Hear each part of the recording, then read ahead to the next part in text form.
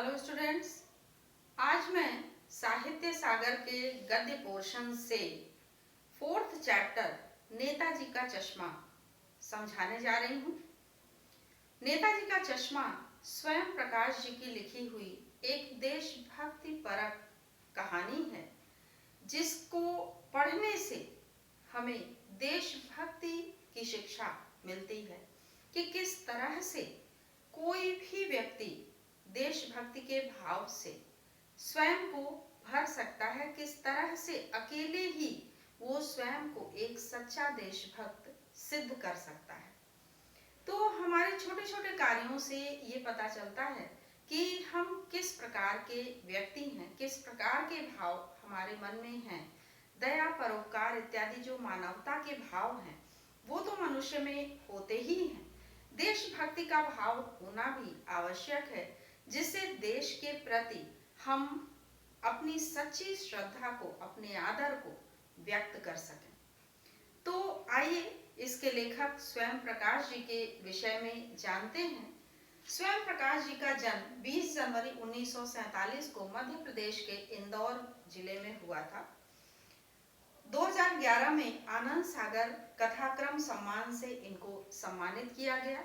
अन्य जो सम्मान इनको दिए गए वो इस प्रकार से हैं: रांगेय राघव पुरस्कार, पहल सम्मान, वनमाली पुरस्कार। इनके 13 कहानी संग्रह प्रकाशित हो चुके हैं, जिनमें कुछ प्रमुख हैं: सूरज कब निकलेगा, आएंगे अच्छे दिन भी, आदमी जात का आदमी। इस तरह से आज भी ये अपने साहित्य सृजन में लगे हुए हैं। तो नेताजी का चश्मा, ये कहानी प्रारंभ होती है उस समय से जब हालदार साहब कंपनी के कार्य से हर 15वें दिन जाया करते थे और जाते हुए वो एक कस्बे से होकर के गुजरते थे, जहां पर वो पान खाने के लिए रुकते थे। उन्होंने कस्बे के विषय में कहा है कि कस्बा बहुत बड़ा नहीं था जिसे पक्का मकान कहा जा सके, वैसे ही कुछ मकान, और जिसे बाजार कहा जा सके वैसा ही एक बाजार था। यानी कि सामान्य रूप से जिस तरह से कस्बे हुआ करते हैं, कस्बा उसी प्रकार का था। कस्बे में एक लड़कों का स्कूल, एक लड़कियों का स्कूल, एक सीमेंट का छोटा सा कारखाना, 2 ओपन एयर सिनेमा घर और एक नगर पालिका भी थी। नगर पालिका थी तो कुछ न कुछ करती भी रहती थी, यानी कि नगर पालिका कुछ न कुछ उस कस्बे के, कहा जाए कि विकास के लिए किया करती थी। कभी कोई सड़क पक्की करवा दी, कभी कुछ पेशाब घर बनवा दिए, कभी कबूतरों की छतरी बनवा दी, तो कभी कवि सम्मेलन करवा दिया।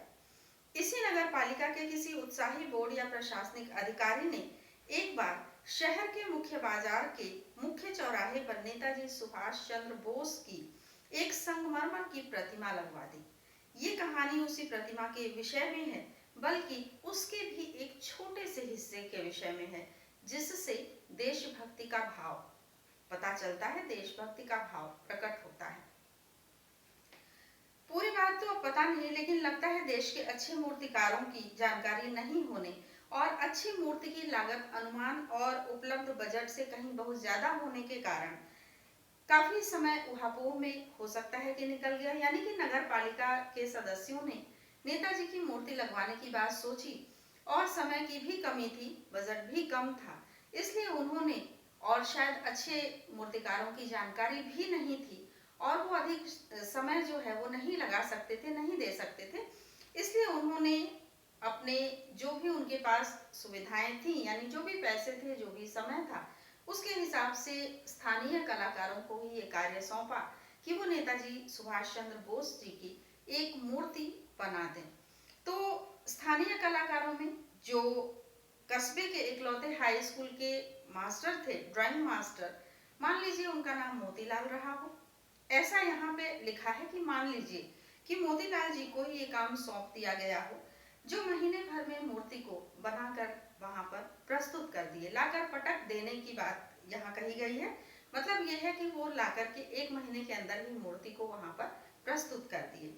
जैसा कि कहा जा चुका है कि मूर्ति संगमरमर की थी, टोपी की नोक से कोट के दूसरे बटन तक कोई 2 फुट ऊंची, यानी ये मूर्ति की ऊंचाई मूर्ति के विषय में बताया गया। अगर प्रश्न आए कि मूर्ति किस प्रकार की थी। तो मूर्ति कोई 2 फुट ऊंची थी, जो टोपी की नोक से लेकर के कोट के दूसरे बटन तक की थी। बस्ट और सुंदर थी। ऐसी मूर्ति को जो धड़ तक होती है उसे बस्ट कहते हैं। और मूर्ति बड़ी सुंदर सी थी, जिसमें नेताजी बड़े कमसिन लग रहे थे और बहुत ही मासूम लग रहे थे। फौजी वर्दी में थे। मूर्ति को देखते ही नेताजी के 2 नारे याद आ रहे थे, दिल्ली चलो और तुम मुझे खून दो, मैं तुम्हें आजादी दूंगा। इस दृष्टि से यह प्रयास जो है बड़ा ही सफल और सराहनीय था। केवल एक चीज की कसर थी, जो देखते ही खटकती भी थी। नेताजी की आंखों पर चश्मा नहीं था। अब चश्मे के विषय में हवलदार साहब के मन में बहुत सारी उत्कंठा उत्पन्न हुई। उन्हें जिज्ञासा हुई कि आखिर मूर्ति की आंखों पर चश्मा क्यों नहीं था, और अगर दूसरा चश्मा लगाया गया तो किसने लगाया। यानी चश्मा तो था, लेकिन संगमरमर का नहीं था। एक सामान्य और सचमुच के चश्मे का चौड़ा काला फ्रेम मूर्ति को पहना दिया गया था। हवलदार साहब जब पहली बार इस कस्बे से गुजरे और पान खाने के लिए रुके, तभी उन्होंने इस बात को लक्षित किया और उनके चेहरे पर एक कौतूहल भरी, उत्सुकता भरी, जिज्ञासा भरी मुस्कान उनके चेहरे पे आ गई। और उन्हें लगा कि वाह भाई, क्या आइडिया है। यानी कि संगमरमर का चश्मा अगर मूर्ति की आंखों पर नहीं है तो नेताजी को किसी प्रकार की असुविधा ना हो, इसलिए चश्मा रियल का लगा दिया गया है।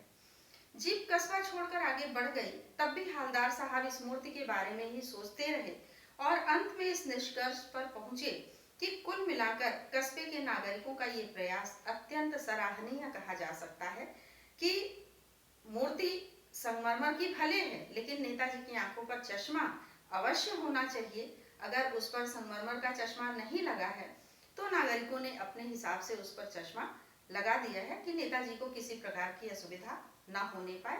तो इससे उस कस्बे के लोगों के अंदर की देशभक्ति की भावना का परिचय मिल रहा था, ऐसा हवलदार साहब का मानना था। महत्व मूर्ति के रंग रूप का या कद का नहीं, उस भावना का है, वरना तो देशभक्ति भी आजकल मजाक की चीज होती जा रही है। यानी कि हवलदार साहब ने मन में ये सोचा, इस एक्सट्रैक्ट पे प्रश्न आता है इन पंक्तियों पर कि महत्व मूर्ति के रंग रूप का या कद का नहीं होता है, बल्कि उसके प्रति जो भावना होती है लोगों के मन में, उसका महत्व होता है, उस देशभक्ति के भाव का महत्व होता है। नहीं तो आजकल देशभक्ति का भाव भी लोगों के लिए मजाक का विषय बनता जा रहा है। दूसरी बार जब हवलदार साहब उस कस्बे से गुजरे तो उन्हें मूर्ति में कुछ अंतर दिखाई दिया। उन्होंने ध्यान से देखा तो पाया कि इस बार मूर्ति पर चश्मा दूसरा लगा हुआ था। मोटे फ्रेम वाला चौकोर चश्मा था, अब तार के फ्रेम वाला गोल चश्मा है। उन्होंने सोचा कि पहले तो मोटे फ्रेम वाला चश्मा लगा था, गोल चश्मा था, और अब तार के फ्रेम वाला जो चश्मा लगा है, पहले चौकोर था, अब गोल चश्मा लगा हुआ है। हवलदार साहब का कौतूक और बढ़ा। अब हवलदार साहब के मन में उत्सुकता, जिज्ञासा और अधिक बढ़ गई और उन्होंने सोचा कि वाकई मूर्ति कपड़े तो नहीं बदल सकती, लेकिन चश्मा तो बदल ही सकती है, उसका चश्मा तो बदला ही जा सकता है। तीसरी बार उन्होंने देखा, फिर नया चश्मा था। अंत में उनकी उत्सुकता इतनी अधिक बढ़ी कि जब वो पान खाने के लिए रुके तो उन्होंने पान वाले से ये प्रश्न किया कि इसका चश्मा, इस मूर्ति का चश्मा कौन बदलता है। हवलदार साहब को आदत पड़ गई, हर बार कस्बे से गुजरते समय चौराहे पर रुकते, पान खाते और मूर्ति को ध्यान से देखते थे। एक बार जब कौतूहल दुर्दमनीय हो उठा, यानी कि जब अपने कौतूहल को दबा पाने में वे सक्षम न हुए, अक्षम हुए, यानी कि कौतूहल उनका बहुत अधिक बढ़ गया, तब उन्होंने पान वाले से पूछ ही लिया कि क्यों भाई, ये मूर्ति का चश्मा कौन बदल देता है। तब पान वाले ने उनसे बताया। अब इसमें पान वाले के व्यक्तित्व का वर्णन करने के लिए अगर आता है, पान वाले का परिचय पूछा जाता है, तो आप लोग बताएंगे कि पान वाला एक मोटा काला व्यक्ति था जो काफी वजनी था, मतलब मजबूत कदकाठी का था, यानी कि मोटा था, और हर समय पान खाता रहता था, जिससे उसके दांत काले पड़ चुके थे। पान वाले के खुद के मुंह में पान ठुसा हुआ था। वो एक काला, मोटा और खुशमिजाज आदमी था। हवलदार साहब का प्रश्न सुनकर वो आंखों ही आंखों में हंसा। उसकी तोंद थिरकी, पीछे घूमकर उसने दुकान के नीचे पान थूका और अपनी लाल काली बत्तीसी दिखाते हुए बोला, कैप्टन चश्मे वाला करता है। हवलदार साहब की समझ में ये बात नहीं आई। उन्होंने पूछा, क्या करता है? चश्मा चेंज कर देता है, पान वाले ने हवलदार साहब को बताया। अब हवलदार साहब के मन में और अधिक उत्सुकता बढ़ी। उन्होंने सोचा कि क्या मतलब, क्यों चश्मा चेंज कर देता है? तो पान वाले ने उनको पूरी बात समझाई। उन्होंने कहा कि मान लीजिए कोई ग्राहक आ गया, मूर्ति की आंखों पर जो चश्मा लगा हुआ है वो उसे पसंद आ गया, तो ग्राहक उस चश्मे को खरीद लेता है और जो कैप्टन चश्मे वाला है वो दूसरा चश्मा मूर्ति की आंखों पर लगा देता है। अब हवलदार साहब को बात कुछ कुछ समझ में आ गई। एक चश्मे वाला है जिसका नाम कैप्टन है, उसे नेताजी के बगैर चश्मे वाली मूर्ति अच्छी नहीं लगती और वो बार बार मूर्ति की आंखों से चश्मा बदल देता है। अगर कोई ग्राहक चश्मे को खरीद लेता है तो उसकी ये मजबूरी है, उसकी रोजी रोटी है, चश्मे को वो बेच देता है और फिर से देशभक्ति के भाव के कारण वो नेताजी की आंखों पर एक दूसरा चश्मा जो उसे सबसे अच्छा लगता है वो लगा देता है। तो इस तरह की बातों को सुन करके हवलदार साहब ने मन में सोचा कि वाह भाई, क्या आइडिया है। अब उन्होंने फिर से पूछा, लेकिन भाई एक बात अभी भी समझ में नहीं आई। हवलदार साहब ने पान वाले से पूछा, नेताजी का ओरिजिनल चश्मा कहाँ गया? अब उन्होंने पूछा कि नेताजी की आंखों पर क्या ओरिजिनल चश्मा था? अगर था तो वो कहाँ गया? पान वाला दूसरा पान मुंह में ठूस चुका था। दोपहर का समय था, दुकान पर भीड़ भी अधिक नहीं थी। वो फिर भी आंखों ही आंखों में हंसा। उसकी तोंद थिरकी। कत्थे की डंडी फेंक, कत्था जो पान पे लगाया जाता है जिससे कि पान में लाल रंग आता है। फिर पीछे मुड़कर उसने नीचे पीक थूकी, यानी कि जो पान उसने मुंह में भरा हुआ था उसकी पीक जो है उसने नीचे थूकी और मुस्कुराता हुआ हवलदार साहब से वो बोला, मास्टर बनाना भूल गया। पान वाले के लिए ये एक मजेदार बात थी, लेकिन हवलदार साहब के लिए चकित और द्रवित कर देने वाली बात थी। यानी वो ठीक ही सोच रहे थे। मूर्ति के नीचे लिखा, मूर्तिकार मास्टर मोतीलाल वाकई कस्बे का अध्यापक था। बेचारे ने महीने भर में मूर्ति बनाकर प्रस्तुत कर देने की जो वादा किया था उसने बना भी लिया, लेकिन पत्थर को शायद अधिक तराशा होगा जिसके कारण चश्मा टूट गया होगा और बहुत पारदर्शी चश्मा बनाने के चक्कर में अगर चश्मा टूट गया तो शायद वो नहीं बना पाया होगा। अब हवलदार साहब के मन में तमाम तरह की बातें चलती रही। उन्होंने कई जो है तर्क इस बात के लिए दिए। उन्होंने कहा कि यानी कि मन में सोचा हवलदार साहब ने कि कांच वाला ये तय नहीं कर पाया होगा या कोशिश की होगी और असफल रहा होगा या बनाते बनाते कुछ और बारीकी के चक्कर में चश्मा टूट गया होगा या पत्थर का चश्मा अलग से बनाकर फिट किया होगा और वो निकल गया होगा। बहुत सारी तर्क वितर्क हवलदार साहब के मन में चलते रहे। हवलदार साहब को ये सब कुछ बड़ा विचित्र और कौतुक भरा लगता था। इन्हीं ख्यालों में खोए खोए पान के पैसे चुकाकर चश्मे वाले की देशभक्ति के समक्ष नतमस्तक होते हुए जीप की तरफ चले। फिर रुके, पीछे मुड़े और पान वाले के पास जाकर उन्होंने उससे पुनः पूछा, क्या कैप्टन चश्मे वाला नेताजी का साथी है या आजाद हिंद फौज का भूतपूर्व सिपाही? पान वाला नया पान खा रहा था।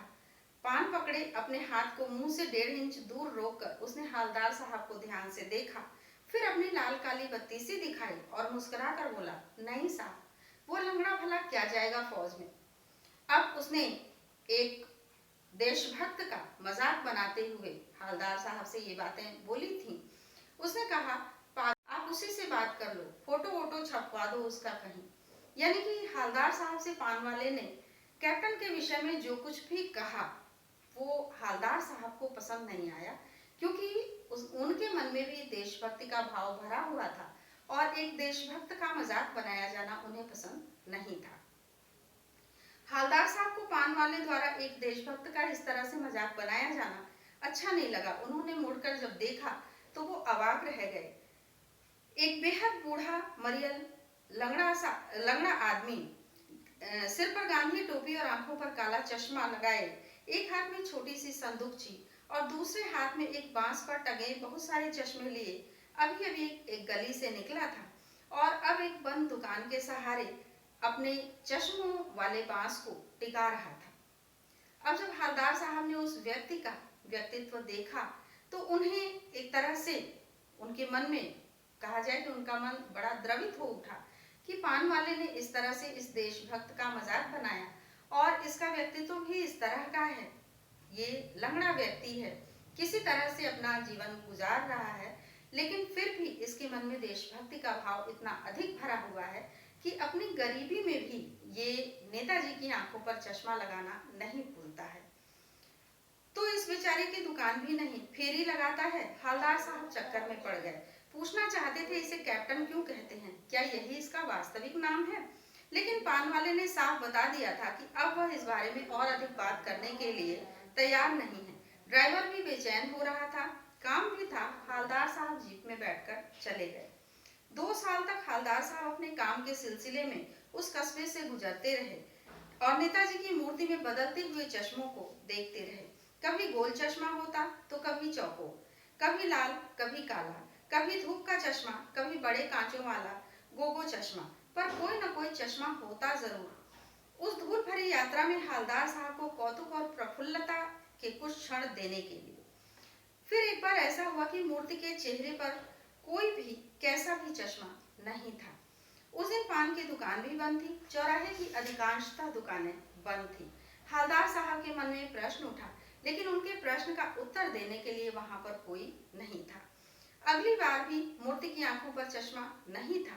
हवलदार साहब ने पान खाया और धीरे से पान वाले से पूछा, क्यों भाई, क्या बात है, आज तुम्हारे नेताजी की आंखों पर चश्मा नहीं है। पान वाला उदास हो गया। उसने पीछे मुड़कर मुंह से पान की पीक को थूका और सिर झुकाकर धोती के सिरे से आंखों को पोंछते हुए बोला, साहब, कैप्टन मर गया। और कुछ नहीं पूछ पाए हवलदार साहब, कुछ पल चुपचाप खड़े रहे, फिर पान के पैसे चुकाए और जीप से आगे बढ़ गए। बार बार सोचते क्या होगा उस कौम का जो अपने देश की खातिर घर गृहस्थी, जवानी, जिंदगी सब कुछ होम कर देने वालों पर भी हंसती है और अपने बिकने के लिए मौके ढूंढती है। यानी कि जिन लोगों ने देश के लिए अपना सर्वस्व न्यौछावर कर दिया, सर्वस्व अपना सब कुछ दांव पे लगा दिया, सर्वस्व बलिदान दे दिया, उन पर भी ये लोग जो है, जनता जो है, वो हंसती है। तो अपने तो वो स्वयं देशभक्ति के भाव को सिद्ध नहीं कर पा रहे हैं और जो देशभक्त हैं उन पर हंसते हैं। तो उस कौम का, उस जनता का, उन लोगों का क्या होगा जिनके मन में देशभक्ति का भाव लेश मात्र भी नहीं है। हवलदार साहब के मन में ये प्रश्न उन्हें लगातार व्यथित कर रहा था। वे दुखी हो गए। 15 दिन बाद फिर उसी कस्बे से गुजरे। कस्बे में घुसने से पहले ही ख्याल आया कि कस्बे के हृदय स्थली में सुभाष की प्रतिमा अवश्य ही प्रतिष्ठापित होगी, लेकिन सुभाष की आंखों पर चश्मा नहीं होगा क्योंकि मास्टर बनाना भूल गया और कैप्टन मर गया। आज वहां रुकेंगे नहीं, पान भी नहीं खाएंगे, मूर्ति की तरफ देखेंगे भी नहीं, सीधे निकल जाएंगे। ड्राइवर से भी उन्होंने कह दिया था कि चौराहे पर रुकना नहीं, पान कहीं और खा लेंगे, आज कार्य अधिक है इसलिए हम लोग आगे बढ़ जाएंगे। लेकिन आदत से मजबूर आंखें चौराहा आते ही मूर्ति की तरफ उठ गईं। कुछ ऐसा देखा कि चीखे, रोको, यानी उन्होंने ड्राइवर को आदेश दिया जीप को रोकने का। जीप स्पीड में थी, ड्राइवर ने जोर से ब्रेक मारी। रास्ता चलते लोग देखने लगे। जीप रुकते न रुकते हवलदार साहब जीप से कूदकर तेज तेज कदमों से मूर्ति की तरफ लपके और उसके ठीक सामने जाकर अटेंशन की मुद्रा में खड़े हो गए। मूर्ति की आंखों पर सरकंडे से बना छोटा सा चश्मा रखा हुआ था, जैसा कि बच्चे बना लेते हैं। हवलदार साहब भावुक हैं, इतनी सी बात पर उनकी आंखें भर आईं। यानी कि हवलदार साहब के मन में जो देशभक्ति का भाव भरा हुआ था, उसके कारण उनका हृदय व्यथित हुआ कि मूर्ति की आंखों पर चश्मा नहीं होगा, क्योंकि उस कस्बे में अन्य लोगों के मन में शायद देशभक्ति का भाव नहीं है। लेकिन जब वो वहां पहुंचे, उन्होंने देखा कि मूर्ति की आंखों पर सरकंडे का चश्मा लगा हुआ था। यानी कि उस कस्बे में बहुत से लोगों के मन में, या कहें कि कस्बे के हर व्यक्ति के मन में देशभक्ति का भाव भरा हुआ था और सरकंडे का चश्मा मूर्ति की आंखों पर लगाया गया था। तो ये कहानी, इससे हमें ये शिक्षा मिलती है कि हमें देशभक्ति का भाव अपने हृदय में तो धारण करना ही चाहिए, साथ ही देशभक्तों का आदर सम्मान करना चाहिए। और जो लोग देशभक्तों का मजाक बनाते हैं, देशभक्ति के भाव का मजाक बनाते हैं, इस बात का विरोध करना चाहिए, उनको समझाना चाहिए कि कभी भी देशभक्तों और देशभक्ति का मजाक ना बनाएं, क्योंकि देशभक्ति की भावना और हमारे सच्चे देशभक्त मजाक का विषय नहीं है। ये एक ऐसा विषय है जिस पर हमें गंभीरता पूर्वक विचार करना चाहिए और उसी विचार के अनुरूप हमें अपना व्यवहार करना चाहिए।